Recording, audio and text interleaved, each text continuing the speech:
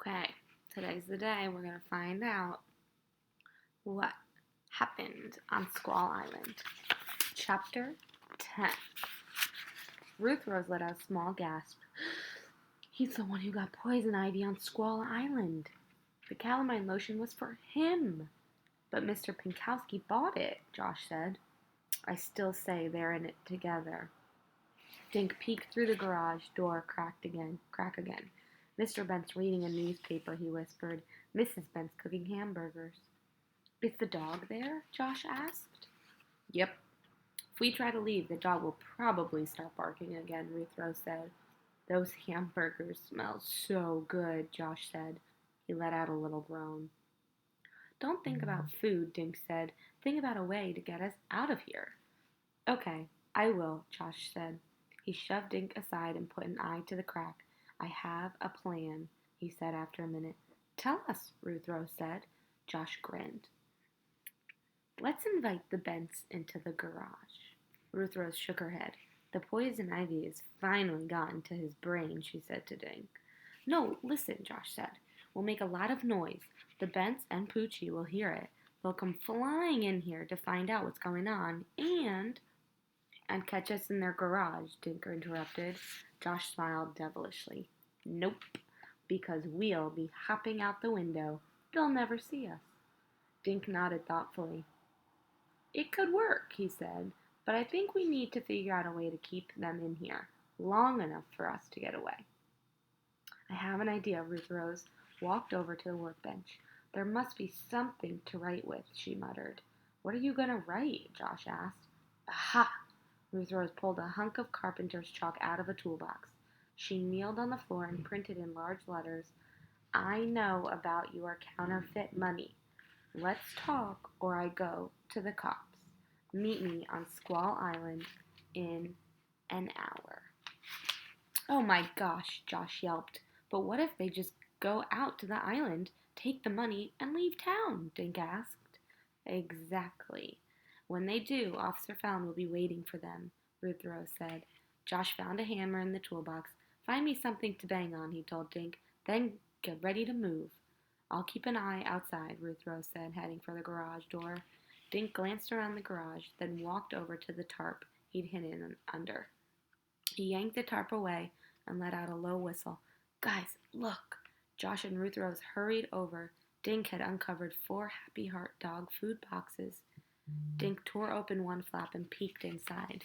Just cans of dog food, he said. He must use the empty boxes to carry the fake money, said Ruth Rose. Josh spotted an empty pail.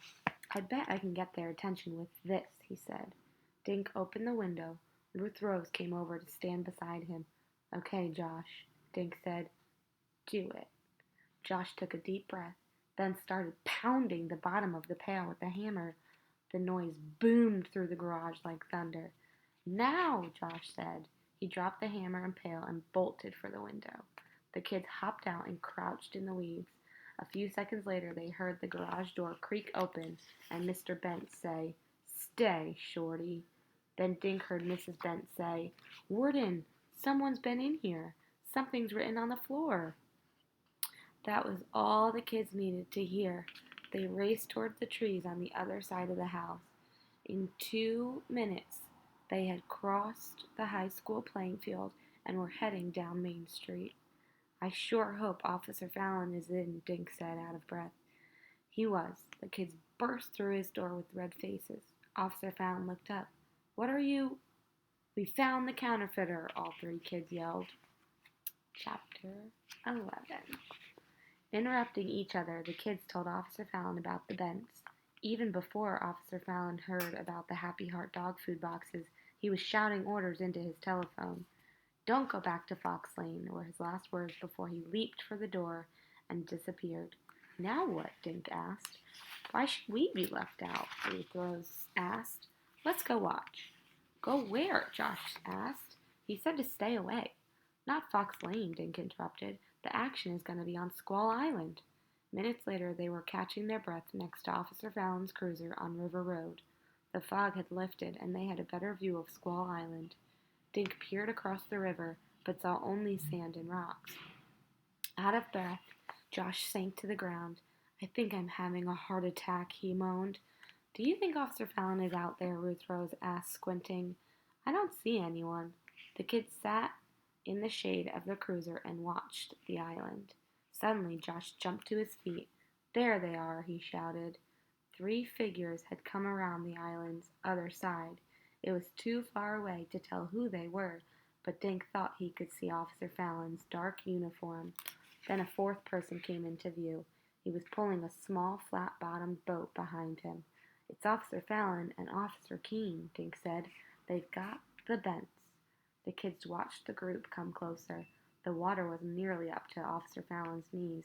He led the Bents, who were handcuffed. Officer Keene waited behind, pulling the boat.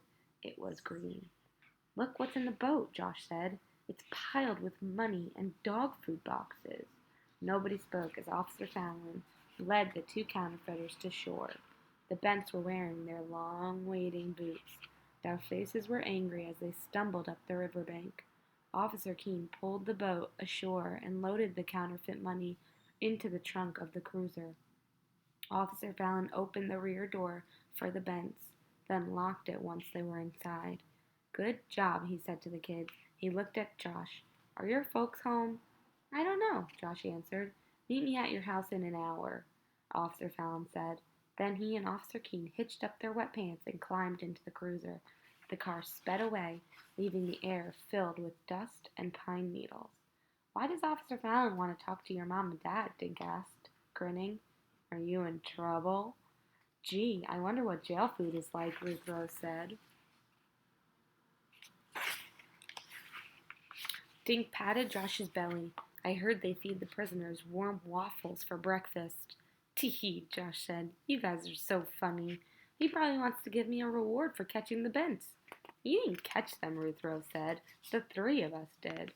But we all know I'm the brains in this group, Josh said, smiling. They cut through a field to get to Josh's house. Josh yanked open the back door and yelled, Anybody home?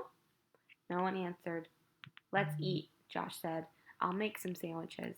They sat in Josh's backyard with jelly sandwiches, paper cups, and a container of milk. I wonder where the Bents made the money, Dink said. Do you suppose they have a printing machine in that house? Josh put his sandwich down. What would it be like to make money whenever you wanted? Dink heard a car roll into Josh's driveway. A door slammed, and Officer Fallon came around the house. Can you spare some of that milk? He asked Josh. Sure. Josh filled a cup and handed it to Officer Fallon. He took a long sip, then looked at the kids. The Bents are locked up, but they're not talking. When they do, I expect we'll find out. They were just the middle guys. Whoever is printing all those hundreds is still out there somewhere. But why did the Bents hide the money on Squall Island? Josh asked.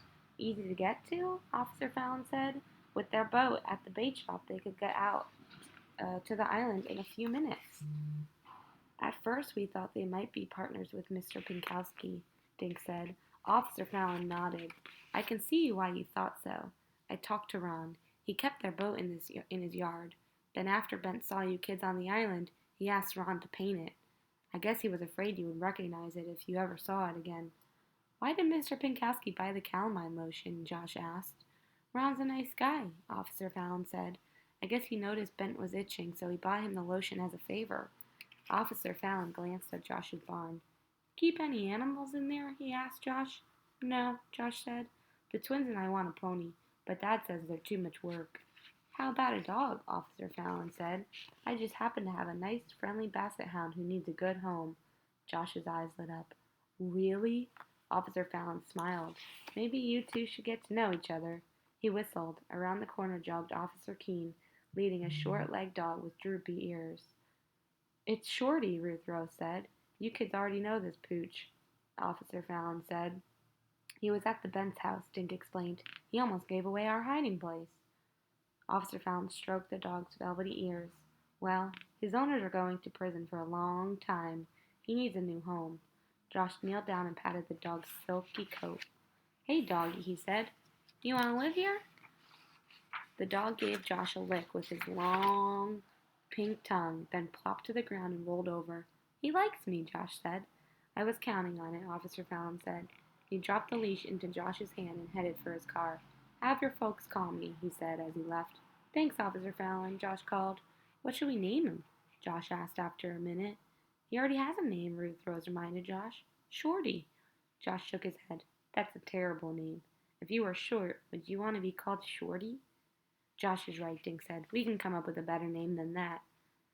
But when Josh's parents came home an hour later, the kids still hadn't picked a name. When Josh finally got permission to keep the dog, he still had no name. Later that night, Dink, Josh, and Ruth Rose drifted off to sleep in their bedrooms. The short-legged dog with droopy ears snored at the end of Josh's bed, but he still had no name. The end.